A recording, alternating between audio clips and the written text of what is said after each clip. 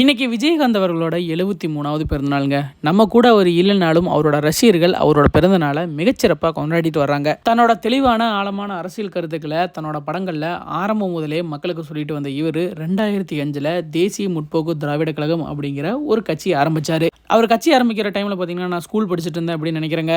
எக்கச்சக்கமான இளைஞர்கள் அப்போவே அவரோட கட்சியில் ஜாயின் பண்ணாங்க. இப்போ விஜய் அவர்களுக்கு எந்த அளவுக்கு கூட்டம் போகுதோ அதை விட பல மடங்கு கூட்டம் அவருக்கு கூடுச்சு. இந்த மனுஷன் எதிர்க்கட்சி தலைவர் ஆனதுக்கு அப்புறமா நிறைய பேர் மத்தியில் புளிய கரைக்க ஆரம்பிச்சது. இவர் இப்படியே விட்டா இவர் முதலமைச்சராக இருக்க கூட வாய்ப்பு இருக்கு அப்படிங்கிறத நல்லா தெரிஞ்சுக்கிட்டாங்க. அதுக்கப்புறம் இவருக்கும் பார்த்தீங்கன்னா அந்த சமயத்தில் உடல்நிலை சரியில்லாமல் போச்சு. இதை சரியாக யூஸ் பண்ணிக்கிட்ட பல பேர் அதில் வெற்றி கண்டாங்க அப்படின்னு தான் சொல்லணும். இந்த Facebook, YouTube, media, WhatsApp, memes, ட்ரோலுன்னு சொல்லிட்டு இவரை பற்றி நிறைய விஷயங்கள் ஸ்ப்ரெட் பண்ண ஆரம்பித்தாங்க.